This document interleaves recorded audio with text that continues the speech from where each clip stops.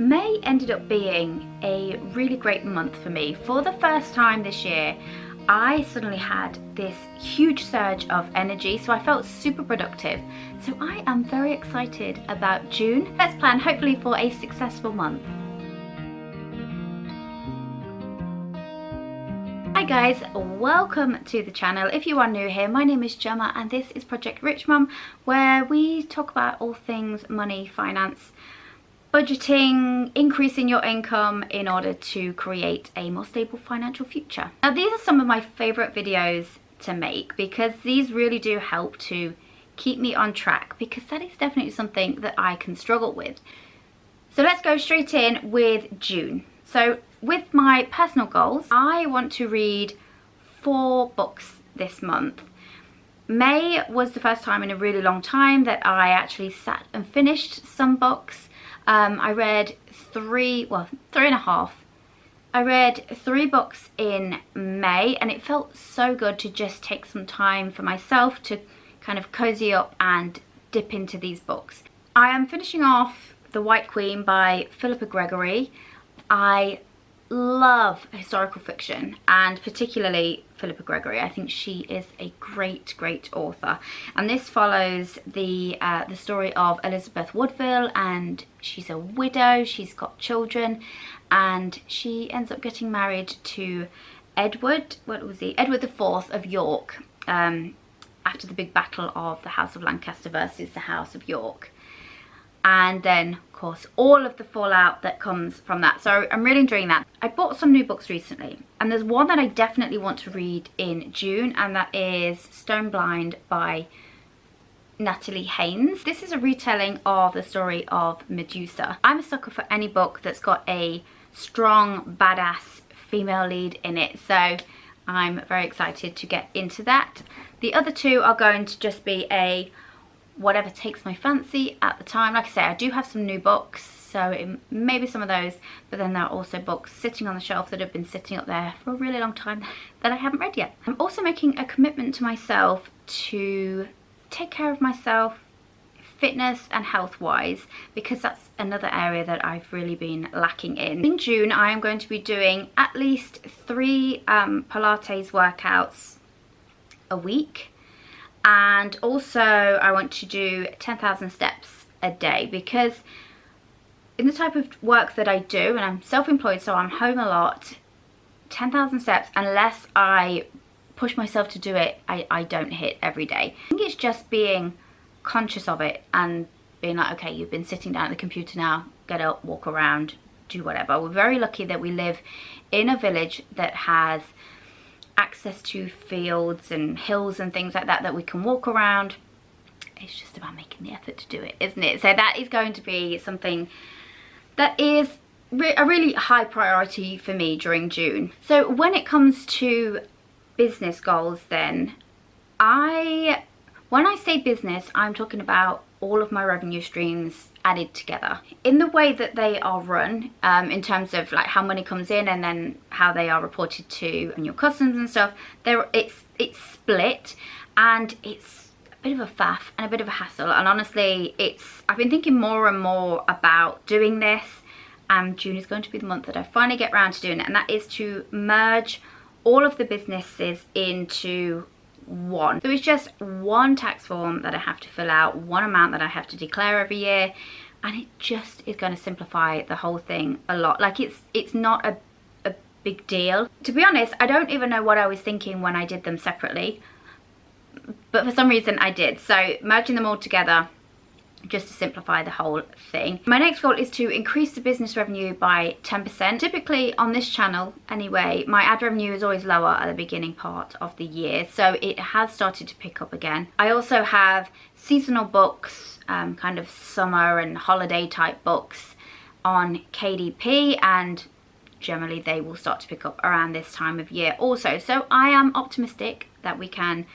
increase the business revenue by 10%. I'm also setting a goal of posting at least 4 times a month on YouTube.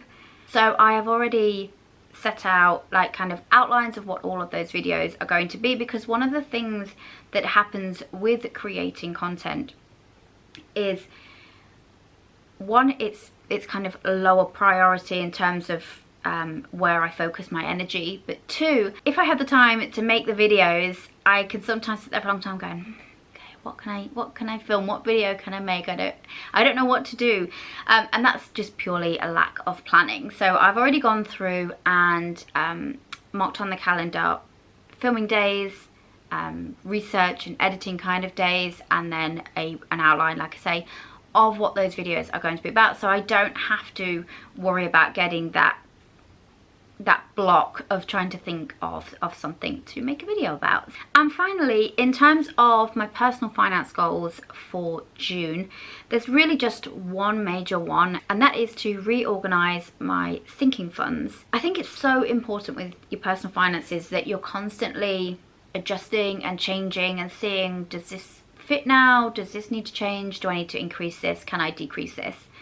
And it's just that time of year. I try to do it kind of every 6 months or so, just to keep on top of things. In fact, one of the June videos for this channel is going to be me reorganizing those sinking funds. So if you're interested in that, how much I have in them, what those sinking funds are for, stay tuned.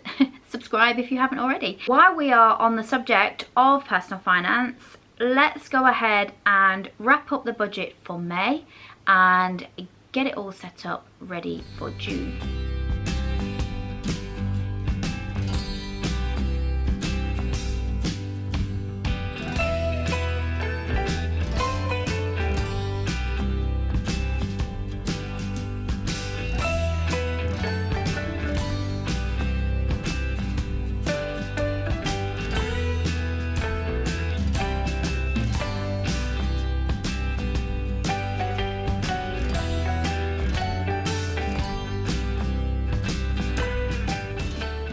So, in terms of May's budget then, no real surprises.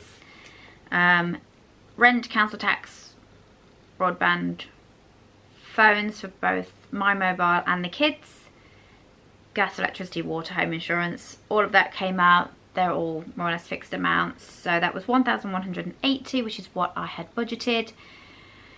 I gave myself miscellaneous spending of £30, just to pick up any kind of makeup or anything like that I might need over the month, and I actually ended up spending 60 on little bits and bobs, so we went over budget there. I also ended up spending a little bit extra on the kids as well that didn't come out of their sinking funds. So Erin is taking her GCSE exams right now, which means she'll be leaving high school and she's going off to college, which is so scary. So the school have put together like leavers books. I imagine that they're going to be like the American style yearbooks. So she really wanted one of those. Well, they're doing those, and they're also doing like hoodies with kids' names on them, and there's like over 200 kids' names. So I said to Erin, look, I don't mind buying the leavers book, I don't really think we need the hoodie. So she was fine with that. So that was £18.50. And then just as Erin is doing her GCSEs now, and just as Erin leaves, Dylan starts his GCSEs. So he's been put in for triple science. So we need workbooks, and obviously because it's 3 separate things, we need 3 separate books. So that came in at £18.90 that I didn't budget for at the beginning of the month. So in terms of personal spending then, that was, I budgeted 30 and that came in at £97.40. Now food was a big one for me, because if you've watched any of my videos, you'll know that food is an area that I've really been trying to cut back on. So I set myself a really ambitious target of £250, and that was me buying everything from scratch, batch cooking like you wouldn't believe, and actually worked out really well. So I did one mammoth shop at the beginning of the month, all stuff, well mostly stuff. I got fresh stuff for the week, and then the rest of the shopping was stuff that I could cook and then freeze. So of the £250 budget, I ended up spending £265.50, which I'm really impressed about. I do have to increase that for June though, because like I say, Erin's doing her exams, which means she's on exam leave now, so she's going to be around more. So you know, when you're at home and you just want bits to pick on. So I am going to increase it for this month. Car spending, I budgeted £67 and that came in at 67. Entertainment, which is things like subscriptions, Netflix, Amazon and Disney, that all came in on budget at £19.97. And then my credit card came in at £28.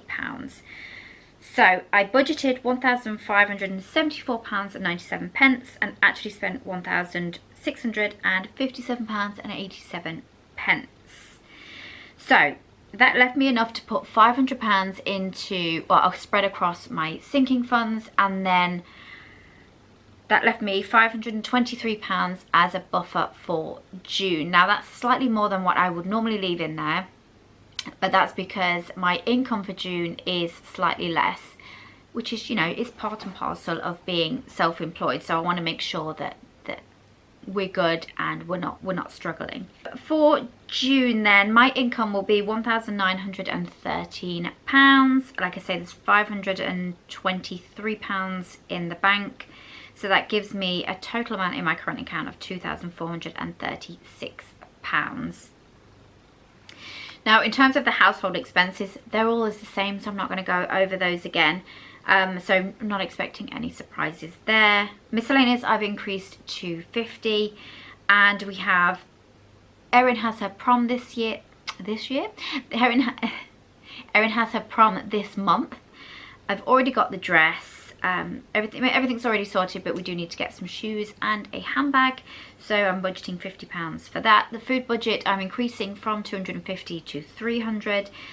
Still going to stick with doing a bigger shop at the beginning part of the month, batch cooking everything, because honestly it was so much easier just being able to grab, you know, like a frozen bag of chili or curry or whatever we were having out of the freezer, and it's nice and it's home cooked and it's delicious because it's been sitting there marinating.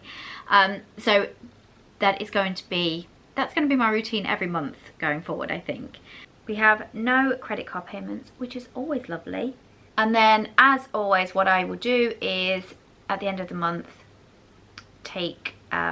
decide how much I'm going to put into savings / sinking funds. So that will be updated in July's reset video when we get set up at the end of June. Like I said at the beginning, I'm feeling pretty good about June. I'm excited for summer, although saying that, the clouds right now are so grey, it looks like it's about to chuck it down, and I've got some washing on the line, so I may have to make a mad dash for it to go and get it back in. I have some very exciting business news that hopefully I will be able to share with you when we set up for July. I don't want to share too much of it now because I don't really have that much of an update, whereas by the end of the month I will have more information to give you. And so yeah, if you haven't already, hit the subscribe button, give this video a thumbs up because it really does help get it out into the algorithm, and I will see you guys in the next video. Take care.